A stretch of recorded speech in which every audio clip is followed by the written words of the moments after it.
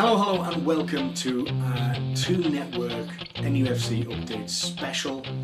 It has been a full 3 months since my first takeover video. Since then, well, at that point there was a lot of speculation about what could happen.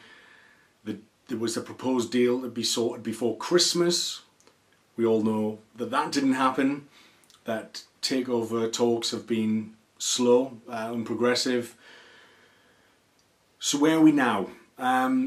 This week there's been a lot of posturing in the media by both Ashley first and then Staveley herself, and I just thought it was worth consolidating and trying to aggregate everything that's been going on.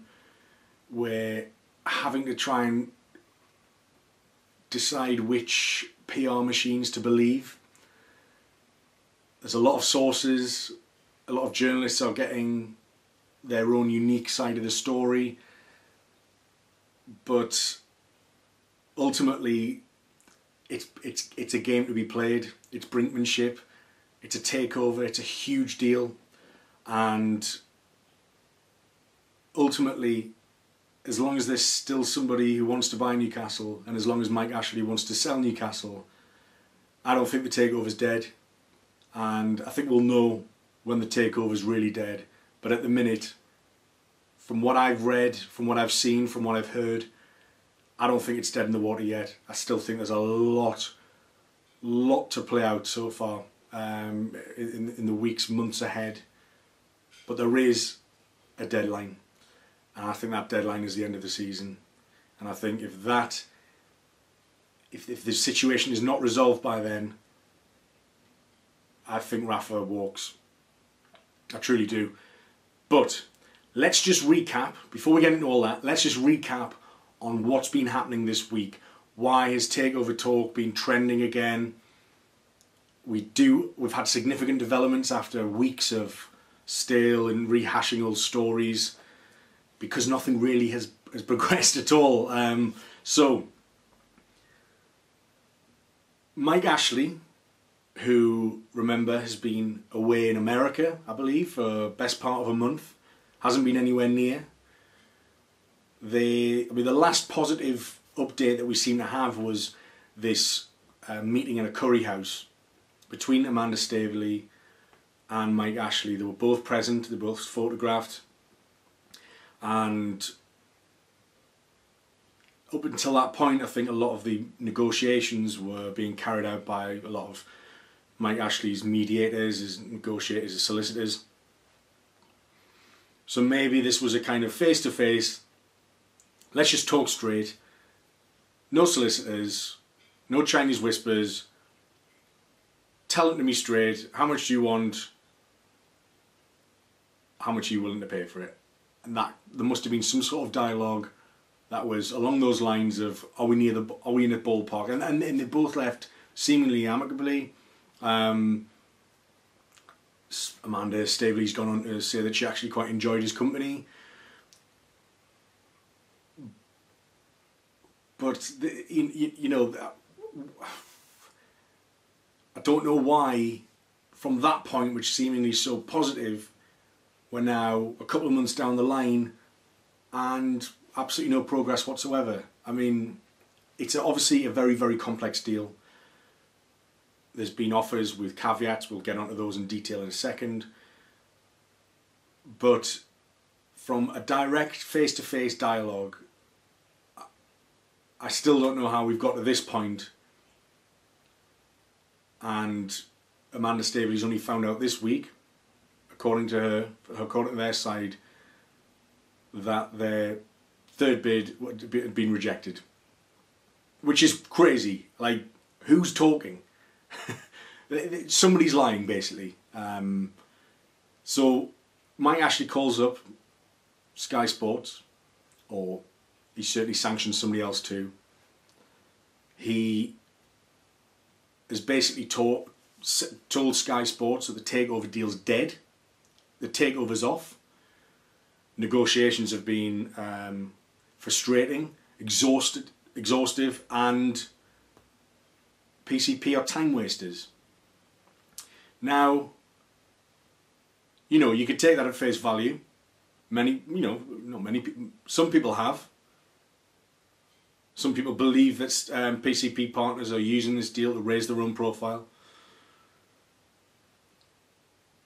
But the hilarious hypocrisy of Mike Ashley to suggest that the takeover negotiations have been a waste of time is amazing, given he's been out the country for a month and by all accounts hadn't responded to a third bid. So Mike Ashley calls up Sky. He basically slanders Amanda and PCP and how the negotiations have gone. He pins blame onto them. Amanda Staveley defends herself, hits back. She sets up a pretty cosy interview with respected North East journalist George Colton of the Times and gives her side of the story. Now, I'm under no illusion that she's playing a game here as well, okay? But when it comes, and with non-disclosure agreements, whether they're sort of null and void now, I guess Mike Ashley broke the silence on that, and it was Amanda Staveley responding to that. But as much as she's posturing as well, and she is, and maybe this is the only way to beat Mike Ashley at his own game, she tells it a different way. So she says that, and she clarifies that 3 bids were put on the table by PCP Capital Partners, all within the space of about 2 weeks in November. And I've got the details of them right here. So you may have well seen this in George Colton's article in the Times. If you haven't, please go and read it, because it's very insightful. And although, yes, to an extent you're seeing only one side of the story, given that Mike Ashley's been found guilty of lying in court twice, and one of those included the phrase misleading Newcastle United fans. Check it, look it up.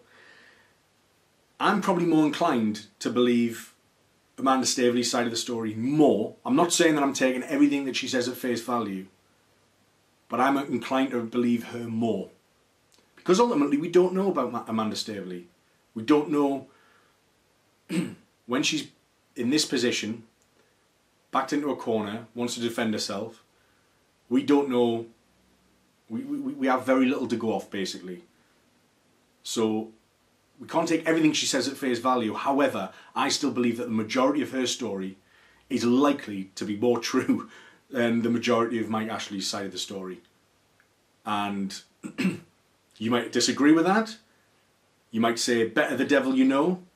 I think this is one situation where better the devil you know is so far from ideal. We know what Mike Ashley's like. He's a proven liar. He's neglected our club. He has no interest in our club. And even if half of the things that Amanda Staveley's saying about her intentions for the club are true, I'd take that in a heartbeat. In a heartbeat. So here's the 3 bids. First bid was on 2nd of November. You know, this is like 2.5 months ago. £200 million up front. £50 million in summer. And then £50 million the following summer. Neither of those £50 million, so the extra £100 million, which could take it up to £300 million in total, would be paid in the event of relegation. And I imagine that includes both years. Benitez to stay as manager, that's important. And penalty clauses in the event of the HMRC fine. So Newcastle was raided by HMRC for possible tax deficiencies or crimes. I guess it's an ongoing investigation, that. But what this first bid says, well, what this first bid says is that you've put Newcastle in a situation where they may get relegated this season. because of lack of investment. His lack of care of his own product that he's trying to sell. Neglect, if you will, another word. So, why should PCP pay an extra 100 million because they're picking up a mess? It's a broken product, it's a soiled product. If you buy a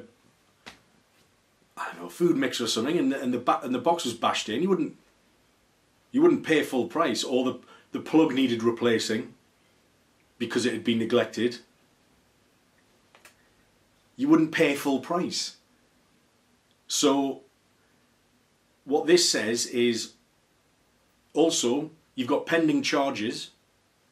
We're not going to pick up that bill because this was under your stewardship. And the Rafa Benitez as manager, we'll get onto that in a second, is very, very crucial in that. So that was the first bid. 300 million potential, 200 million absolutely upfront, 50 million over the next 2 years if we avoid relegation this season and next. Second bid was 8 days later on November the 10th. That was potentially 350 million in total. 150 million upfront, then 50 million the next 3 Januaries between 2020 and 2022, which would then take it up to 300 million, and then an extra 50 million pound in the event of qualifying for the Champions League in that same time period. That's how I read it anyway. Benitez to stay as manager, again, that's a constant. Penalty clauses in the event of relegation and HMRC fine. So there's a lot of caveats there, but the deal's £50 million sweeter, potentially. The third bid, and this is probably the most significant one. I mean, there was a lot of talk around that time that it was these relegation clauses and caveats that Mike Ashley wasn't interested in. Which is a bit laughable, really, because they wouldn't be in there if we were a stable club that hadn't been relegated twice in the last few years because of his lack of investment in the squad. It's quite simple, really, Mike. Like, you've made this bed for yourself. Third bid, 7 days later, November 17th, £250 million, completely upfront. Benitez to stay as manager, no clauses. So that's really, really significant. So what we do know is that the third bid hadn't been responded to for the last 2 months. And we know this because Mike Ashley's PR machine put out a statement after the Staveley Times interview that basically said, and I quote, "We are not aware of any bid that doesn't contain relegation clauses, and we are not considering any further talks with PCP Capital Partners. Our sole focus is to support Rafa Benitez in the current transfer market with all the resources at our disposal." Now, there's two things wrong with that statement. The first one says that they are not considering any talks with PCP. However, they weren't aware of the third bid. Now, surely the fact that the bid existed, which they didn't know about, which they definitely did, by the way, but they claim to not know about, surely that changes the goalposts for them. Oh, we are not willing to talk, but surely that statement's based on the fact that they were offering deals with caveats. This is a straight up deal, and even though it might not be close to what he wants, the idea that you would just walk away from that is laughable, and I'll get onto that later. The other thing is that if they regarded the takeover off, and our sole focus is to support Rafa Benitez in the current transfer market with all the resources at our disposal, where are the signings? I can't believe for a second that Rafa Benitez has been dragging his heels on this one. Had he got the go-ahead a month ago, before Christmas, we could have had deals lined up. But instead, I'm recording on the 21st of January, and it's the day after the Man City game, and yesterday was the day that Rafa Benitez had quoted saying, "I want all my January transfers in by the 20th. Hilariously, it's the 21st, and we don't even look close to signing anybody. So that doesn't make sense for me, and to put it quite frankly, that's bollocks from Mike Ashley. We didn't overbid. I find that really, really, really, really difficult to believe. You might disagree, but a third bid, he's definitely received the first two bids, right? Let's say it's a communication error. Let's give him the benefit of the doubt here, Mike Ashley. The first two bids have definitely come in because he's definitely rejected them, because there wouldn't be more than one bid had he not rejected the first one, if you get me. So he's received the first two bids.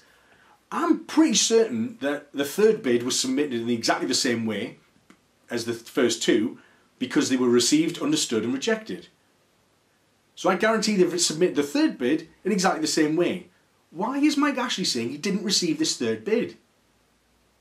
It's lunacy. Does he really think that's going to wash? Does he really think that if he just tells Sky Sports anything, people will believe stuff Sky Sports say, take it at face value? Some people will, and you're laughing. Some people will take anything that is said on Sky Sports, regardless of who it's by, at face value. I don't. I think that's absolute crap.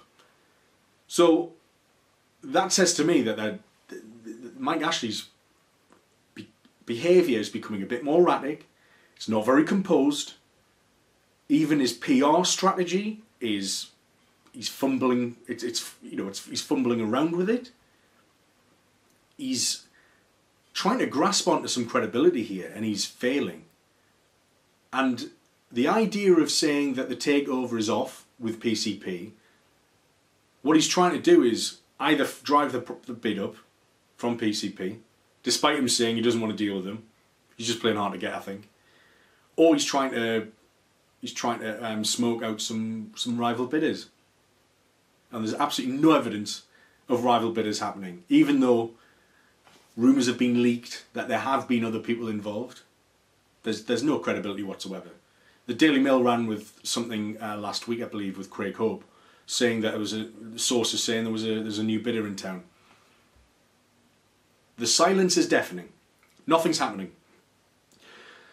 And I think it's really difficult for journalists in this situation, because their sources will be credible. At least a lot of them will be. But what they're being fed on their side of this PR battle will be completely different. Might not be true at all. So the journalists are just reacting to what they perceive to be true from the sources that they already trust, but it doesn't mean to say that the sources are providing journalists with accurate information. So it will be a bit of, let's just try and create a new story today because nothing's happened in the takeover for a few weeks, and it'll be a mix of being fed stuff, little iotas of information or gossip or something to at least make a headline out of. So there's a bit of that going on as well. So what's really weird is that he says that the negotiations have been exhaustive. Can't say that word today. But that's really bizarre, given that he had been in America for a month. So it's not like he's been sat in a boardroom haggling with solicitors. Like, it's not exhaustive for him. He's not engaged in this deal. He's away. He's out on the piss in Vegas. He's back now. But to say that it's exhaustive, how the hell would he know? He's not been here. Absolutely bizarre.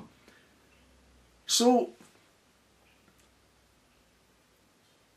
if this third bid is true, which I believe it is, because I don't know why they would lie about a third bid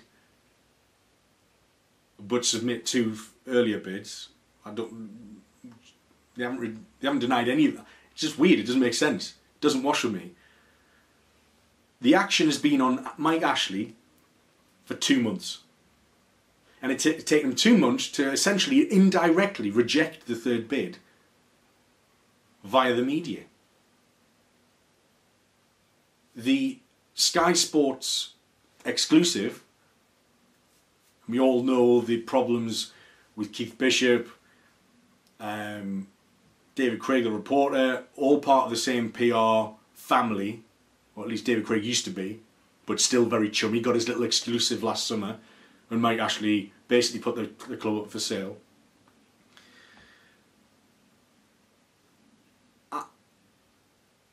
I just think that given Ashley's previous, I'm more inclined to believe that he did know about the bid, but because he's just all over the place, he's a mess. He hasn't actually formally, he's very unprofessional.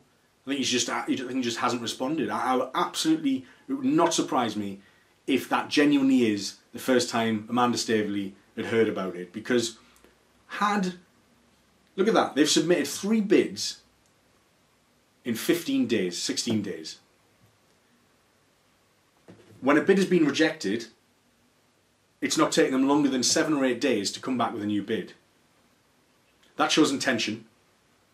So why, had the third bid been rejected straight away, and again, I'm not even entertaining the idea that the bid wasn't submitted, because that just doesn't make sense. You might disagree. Why would they then wait 2 months and do nothing? If it had been rejected straight away, which it should have been if the action was on Mike Ashley, it's seemingly that Mike Ashley's gone away and had to think about it because it was a straight up front cash offer. And he knows if Newcastle get relegated, he's getting nowhere near £250 million for the club. Not a chance. How much did Villa get sold for in the end after they got relegated? They wanted 200-300 million for it. It was sold for 80 million. You look at Sunderland. They're not worth anything at the minute. Riddled in debt. Hardly any good player assets, valuable player assets. They look very much in danger of dropping down to the 3rd tier of English football. A German takeover failed with them last summer. Or the summer before, can't quite remember, but in recent memory. You know, he knows, and he's got examples of clubs that go south if they would get relegated. He's not seeing that money again, and he knows that. And that's crucial, and we'll talk about that in a bit. So, this reaction statement from Sky Sports to the Staveley Times interview is that all the resources at our disposal. Now, where have we heard words like that before? Anyone remember the words, every last penny? Every last penny.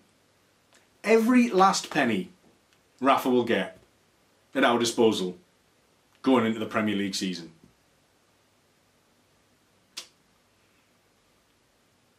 So what happened? We all know what happened. Nothing happened. Rafa Benitez was supposed to get jurisdiction over signings. He didn't really need sign-off. He lined up a couple of signings, Willy Caballero being one of them. Sandro Ramirez from Everton, who eventually went Everton, another one. Sorry, no, it was Tammy Abraham, sorry. He was in for Sandro Ramirez. Wages were too high. We're in for him now. That's confusing me. So it was Tammy Abraham and it was Willy Caballero. And we hesitated, we didn't release the funds, and the deals were dead, we lost them. That wasn't on Rafa Benitez, because he lined up those deals. That's on Mike Ashley. Not making good on his promise, which is a recurring theme over the last 10, 11 years. As you might have guessed, as you might have seen, as you might have experienced and been frustrated by. So every last penny, that's crap. I don't believe that for a second. All the resources at our disposal, and then the new revelation was that Rafa Benitez then claimed that he was told about 2 or 3 weeks ago by Mike Ashley that the takeover deal was dead. So 2 or 3 weeks ago would have been the turn of the year. It's 3 weeks later, we still have no signings. last week, Rafa was saying that he still doesn't know his January budget. Guess what? It's another Mike Ashley lie. Shock horror. You know, there's a recurrent theme here, people. You cannot believe a single utterance out of his mouth. He's an absolute gobshite. And this tells me, and this behaviour in the media, which he initiated, this PR public battle between Staveley, trying to discredit her and PCP, because they haven't paid what he believes the asking price is. What his asking price, they haven't paid it, or haven't offered it. But did you ever believe that it might not be worth what Mike Ashley thinks it's worth? Southampton was sold for 202 million, I believe, a couple of years ago. So why are we? They haven't been relegated in years. So why are we? They've got a better academy set up and production line. They're a more stable Premier League club. So why are we suddenly worth so much more than that? It doesn't make sense. It really, really doesn't. So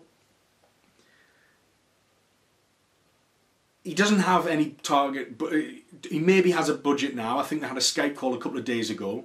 So it feels like, and he said in his post-match interview yesterday against Man City that they're starting to work on some things. But is the time run out? It's classic Newcastle in a transfer window. 10 days left.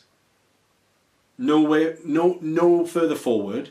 And it'll be brinkmanship with all the rest of the clubs trying to sell and get players in, and even getting loans will be difficult. The Kennedy loan's been really, really difficult to bring in because Chelsea have been waiting for their own recruits to come in. So it's, and that things like that could go down right down to the wire. If they're looking to bring in this Emerson Palmieri from Roma and Checo from Roma, and they're not, until they get that Emerson Palmieri, the left wing back, I believe, they're not going to let Kennedy go. And things like that, big deal. They're talking 40, 60 million euros for that double deal. That's not going to be an easy. It's going to be complex. So we're going to be waiting on the end of the transfer window, sweating on whether we're going to get a couple of loan players in. That's the reality. For everyone here, I would say, don't count on us getting anybody in. Think that we've got to stay up with the squad that we've got. And then you won't be disappointed come the 1st of Feb. It's the easiest way you can put it. So, let's also not forget that Mike Ashley promised in his little Sky Sports cosy interview with David Craig, with all the hard-hitting questions, of course, that regardless of who was going to be in charge of Newcastle in January, funds would be provided. Again, we might get loads of players in between now and the end of the transfer window, but we know what's happened in the last 2 transfer windows with Rafa Benitez. He's been let down. Mike Ashley said no, no, no, no. That's basically how those 2 transfer windows have gone. And now, I don't expect anything else but to be let down by Mike Ashley again. Yet some people are still saying, bet the devil you know, who's this Staveley woman? Don't know what her intentions are. She probably hasn't got the money. We don't know a lot of the answers to those questions. But for me, I'd rather take the gamble. I'd rather see any other regime in the world footballing than Mike Ashley's Newcastle United. Unequivocally. Not even up for debate, and you can't try and change my mind on it. So, what do we know and what's next? In that interview with Staveley, and her husband's been in the papers as well, what we know is that they haven't walked away. What we know is that that the last bid wasn't a take it or leave it bid. And we know, we have a bit more insight into what Amanda Staveley's intentions for Newcastle United are. And they sound pretty good, to be honest. Reasonable. Not going to be daft money like Man City, but stability. steadiness. They want the business to grow and develop. Hell, that sounds so good compared to what the shite we've had in the last 10 years.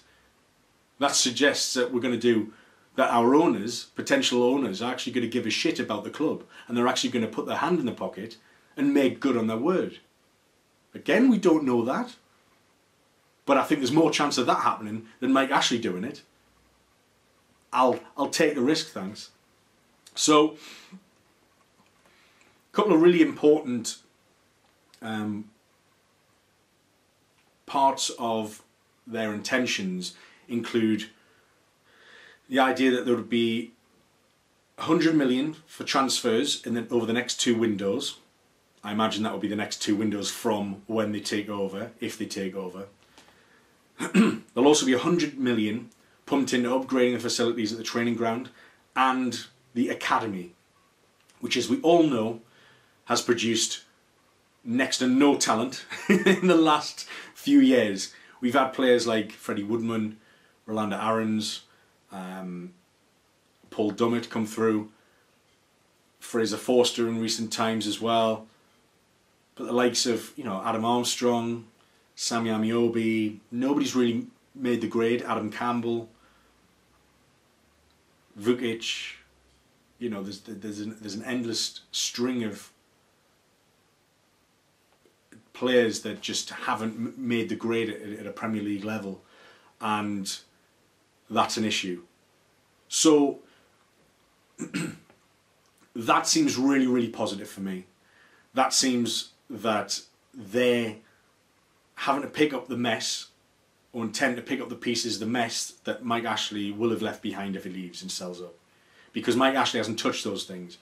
He's done transfer windows on the bare minimum, so of course he hasn't updated the academy or the training ground, which is amazing, because the academy could be a cash cow for him if we did it properly, if we invested money into it, if we've got a really good scouting network, youth scouting network, the best youth coaches, and the production line could rival that of Southampton's, or like the likes of Tottenham, who have a really good production line as well.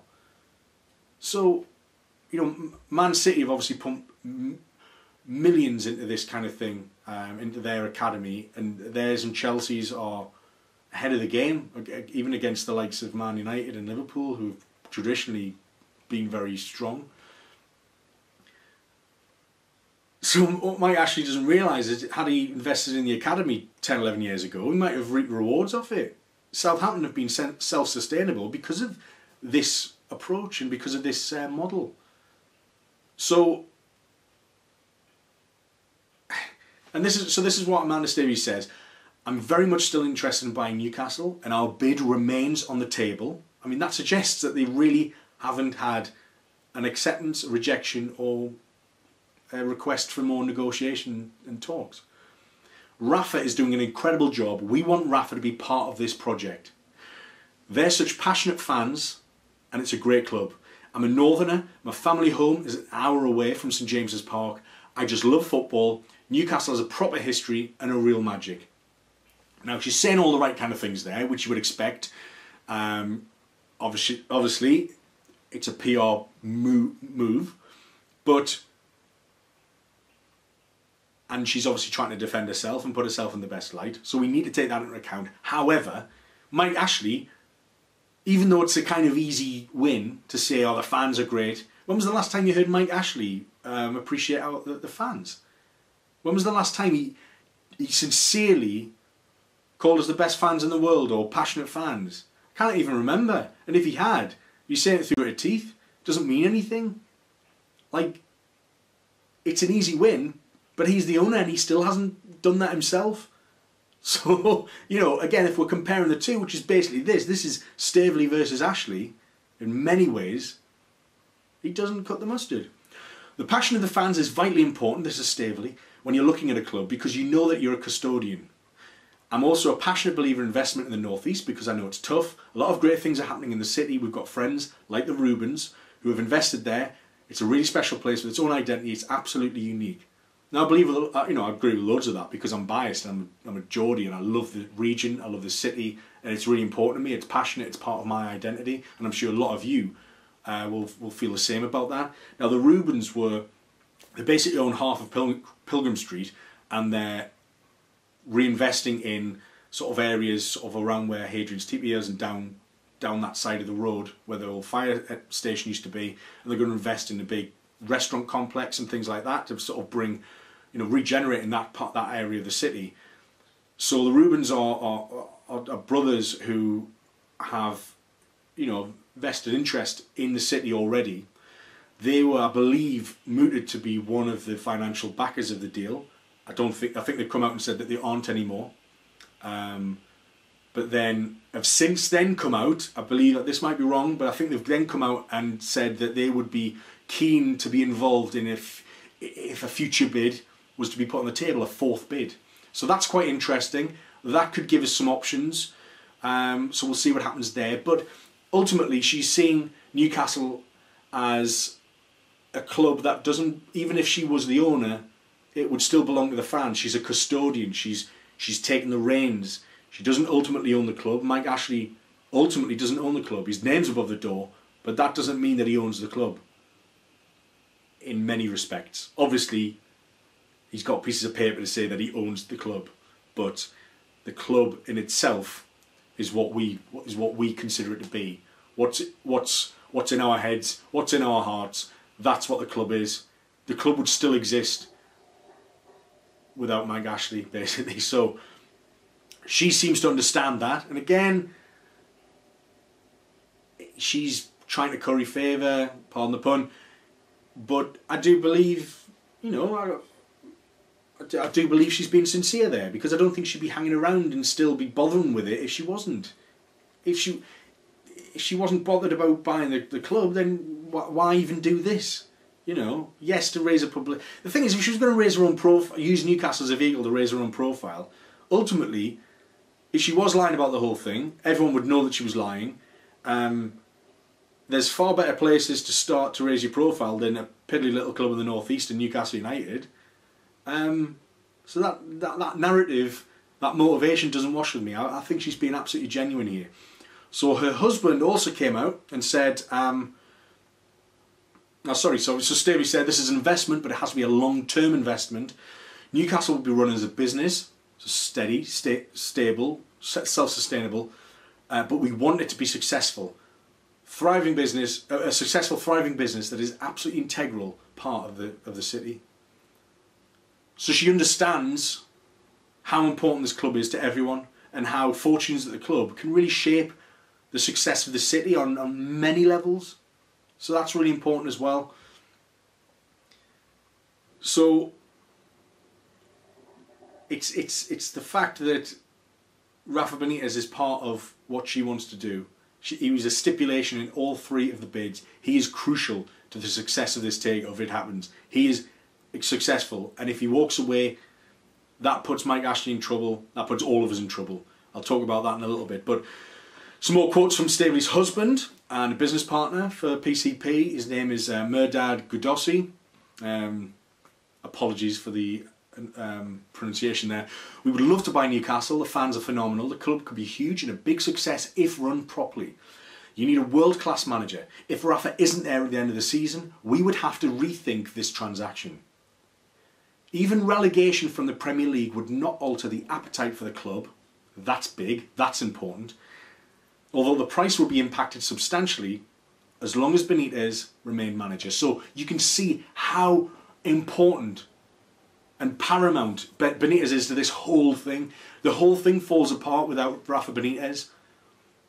And that's why time is against Mike Ashley, because he knows if Rafa walks, his chances of selling the club plummet, because there's no other games in town, there's no other bidders. PCP is it. They've stipulated that Rafa is their guy. They've stipulated that if he walks away, ultimately so do they as well. That's huge. But the fact that they've mentioned even relegation from the Premier League would not alter the appetite for club. Now, we'll see. We may well see just how true those words might be and those intentions by PCPR. But that's significant, because that suggests they're in this for the long haul. That suggests that whatever happens in this January, and it's obviously not going to happen now, but that suggests that they're planning a fourth bid. Because if this third bid has been rejected ultimately, or they didn't hear back for 2 months and probably assumed as much, they're going to put a fourth bid in because they're talking about even if we're relegated. And they're still going to buy us. So that puts Mike Ashley in such a difficult position because it puts a deadline on, because he knows if he doesn't sell now, if ultimately he wants to sell, we know he does. He doesn't have the capital to make this a worthwhile investment at all. He's seen that his business model for the Newcastle has failed twice because we've been relegated. Twice we avoided a third relegation on the last day of the season thanks to Gutierrez, poetic justice.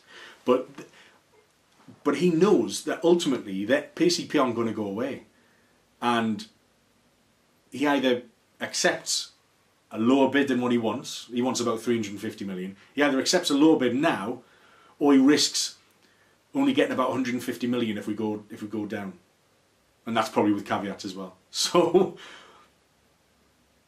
that is why I think the takeover is absolutely not dead. That's why I think PCP, they haven't walked away, and that's positive, and I think there'll be a lot more to come from them. And look, if Ashley's this serious about leaving, which I think he is, and I think he's positioned himself so that it's kind of no going back, I don't think, for Mike Ashley. He's already said he can't really afford to be a Premier League football owner anymore. And he knows that PCP are the only bidders. There is only chance of an escape. He wants to escape. We want him to escape. He's bad-mouthing PCP, but I think he's desperate. He's trying to play hardball. He's trying to get them to up their bid from 250 million, because all in all, Mike Ashley's put in, and if I find the figures, he's put in 263 million when he bought Newcastle. He bought us for 263 million. 129 million of that was an interest-free loan for the debt. So at the minute we're at 250 straight. So he won't want to walk away at a loss. We're going to have to see what PCP do in getting that figure closer to 300. I think if it's 300 without caveats, that's it. But you could ask yourself, why don't PCP just pay? If they really have got all this money, and I've had this debate on a few social media platforms, if they really have got this money, just pay the extra 50 million. It's fine. It's not fine. And again, this is posturing. They know that Mike Ashley can't afford to completely dismiss them, just regardless of what he said in the paper. That means nothing. In terms of his business empire, he needs to get shut off Newcastle, which is only going one way, under him, and he knows that. He can't afford to walk away from negotiations with PCP. He cannot. What they need to do is, after this little week of media PR battle, they need to dust themselves down and get talking again. So he's trying to drive out new bidders. That hasn't worked for him. He's literally on his last leg. He doesn't know what to do, Mike Ashley, and he's always used to being in control, and I don't think he's in the control of this situation at all. And I think this is a case of his pride versus logic, and that's the internal battle that he's going to have with PCP, just feeding it with bid that can just get close to what he wants. If it was a £275 million bid, he'd still walk away ultimately with a profit, which is lucky to do given what he's done to the club. The years free of free advertising at the club to catapult his Sports Direct business, although that's not doing great. But again, that's down to his own neglect again. So maybe he's just not very good at this.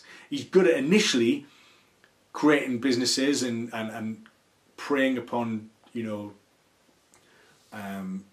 products and companies that are underperforming and doing poorly and close to liquidation, and reviving them. He can do that bit, but can he sustain things over a long period of time with right ethics?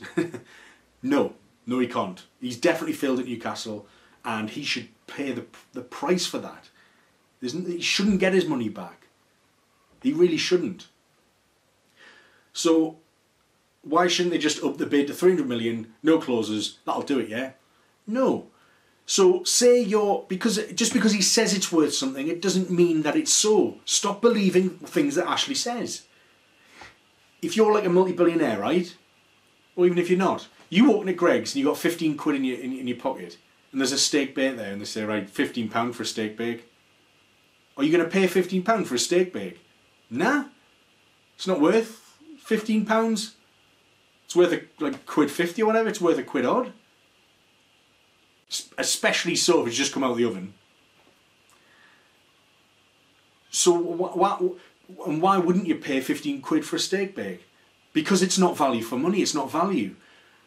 Good business people don't pay over the odds for things. Otherwise they wouldn't have the money that they have. Just because Ashley made the mistakes when he took over Newcastle, because he didn't do due diligence, doesn't mean to say that other people should just make the mistake as well. They've gone through the books. You've got this potential HMRC fine. You've got the fact that we're close to relegation. We're in a relegation battle. The squad is a championship squad and hasn't been invested in a few windows. The academy isn't up to scratch. The training facilities aren't up to scratch. Why would you pay to put more money into his back pocket because of his incompetence and negligence? Honestly, it's a dick tax. Mike Ashley's put a dick tax on this takeover ultimately because he's a dick. And he said, give me an extra £50 million because I'm a dick and I've ruined the club. Why should anybody coming in pay that to him? It doesn't make sense. And especially when we know he's on the ropes. And he is on the ropes, and don't think for a minute that he has any sort of composure about his actions, because it's not. He's erratic. He's scraping the barrel to try and claw some credibility back in this deal. It's been played out in public. He doesn't like it, and he knows he hasn't got the upper hand. He's a dog in a corner and he's fighting. That's what's happening. So, look at this. Say you're going to buy a house and it was on the market for 300,000, say, and the advert said that it's all been rewired, new central heating system, no damp, no asbestos, roof's fine, just been replaced. And you get in, there's a big hole in the roof, there's damp on all the walls, the boiler's broken, turns out, the electrics aren't new, hasn't been rewired at all, complete fabrication. Are you going to pay 300,000 for that if you bid for that house? No, you're not. You're going to come in with a low bid on the mutual presumption that the shortfall in your bid will be used to get the house up to scratch, to get the house up to what the initial seller claimed it was when they put it on the market. Now, you only know that in football clubs after due diligence. So just because he thinks it's worth something, it doesn't mean it is. She's already saying that the bid isn't higher because she's going to have to pump £100 million into the academy, into the training ground that have become dilapidated and deteriorated under his tenure because of him, because of his lack of investment. This is his fault. They're not just doing it to get it on the cheap. They're not doing it to keep the money for themselves. They're doing it because they recognise the need to upgrade facilities to make the club realise its potential in all areas of the club. It's ludicrous. It's like he's selling a new car for a new car price, except you get there, you look at the details, it hasn't had MOT in years, it needs 40 parts replacing, and it's been deteriorating on the driveway for a decade. That's where we're at. So they're my analogies.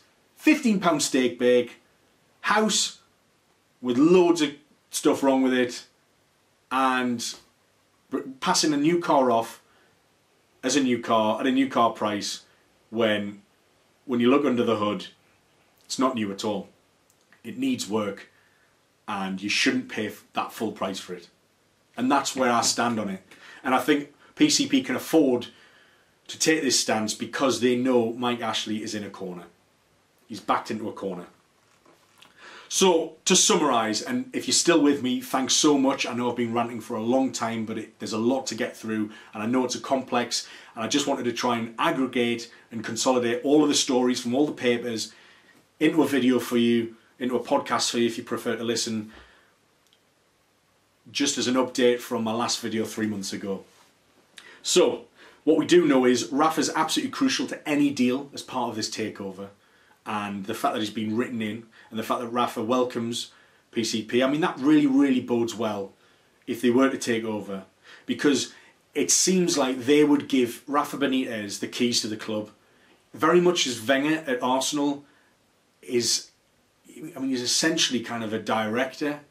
He has say over so many elements of that football club.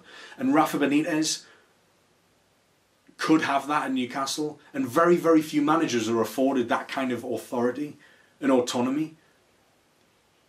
But he's earned the right, and he knows that if he goes elsewhere, he wouldn't even have a chance of getting that, but he probably knows that the takeover isn't dead, and he'll stay as long as the takeover isn't dead. But I think it's difficult, isn't it? Because at the start of this video, I thought that Rafa would walk. I suggested that Rafa might walk if nothing happens. I think we'll know by summer if Mike Ashley's intentions to sell are real or not. Because guess what? He's going to have to pay for another summer transfer window, which we know he doesn't like doing, and he probably won't do. And I don't think Rafa will take 4 disappointing transfer windows in a row. So I think there is a time limit, and even if Rafa isn't going to walk, he needs to make Mike Ashley think that he is. And that's what this is all about. This is why Rafa's being coy in his future, because he needs to think that Mike Ashley, he needs to let Mike Ashley think that he's absolutely ready to walk. Because if he does sell, Rafa Benitez has got a dream job. Backers who want him, fans who love him, and he gets autonomy of a Premier League club that he has genuine feelings and emotions for. I've spoken to Rafa Benitez, and the way he talks about the club, he really gets it.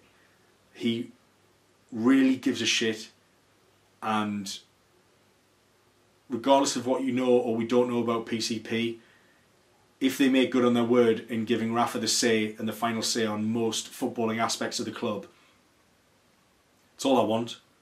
I want Rafa to run it. Rafa wants Rafa to run it. We just want Mike Ashley out. So that's absolutely huge. He knows he can't trust Mike Ashley, Rafa, but he's very much a part of this game, this PCP, and Mike Ashley is. So that's a very interesting narrative that will progress, I'm sure. He hasn't got any other bids on the table, Mike Ashley. And look, PCP, it doesn't matter how much money they do have, although this is yet to be corroborated that they do have the money. I would find it strange that they get to this point and don't have any money. Like, it's just weird. Why would they put themselves through that? I don't believe that for a second.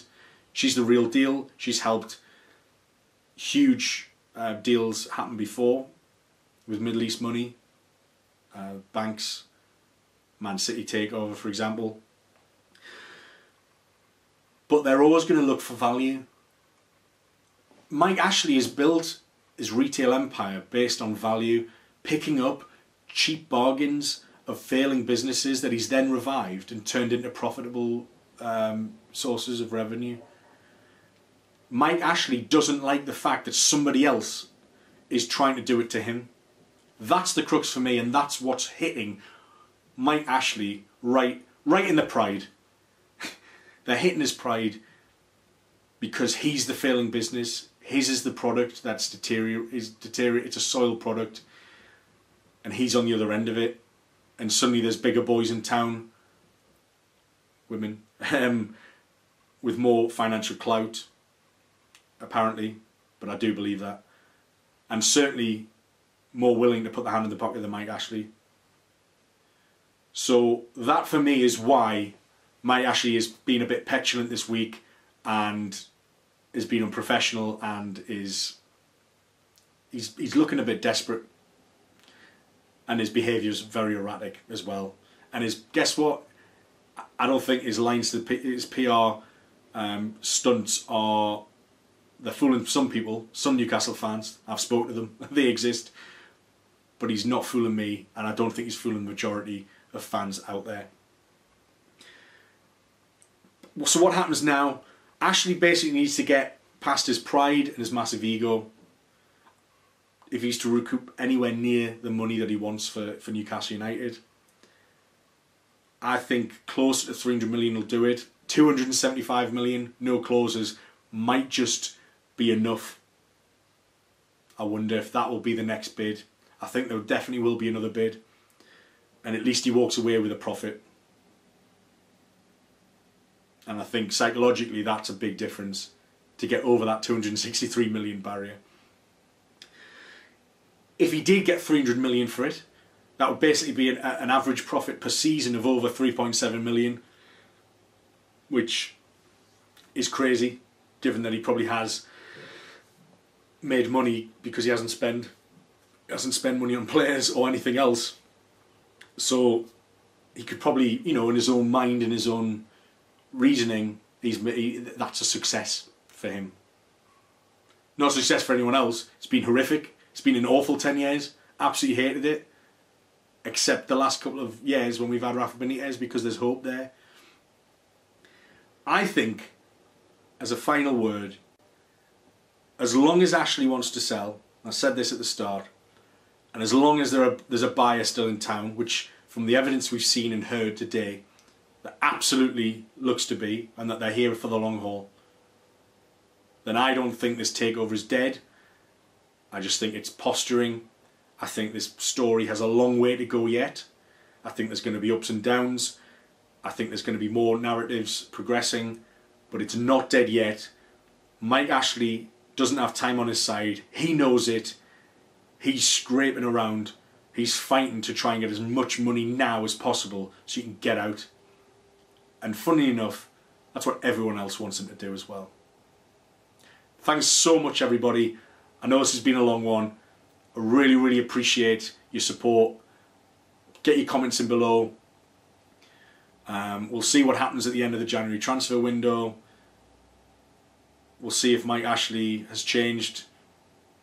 I don't think he will have done, but we'll see if we get enough just to stay up. But the takeover is not dead. That's my view on it. I'll see you soon. Thanks very much. I've been Adam of the Toon Network. Bye-bye, everyone.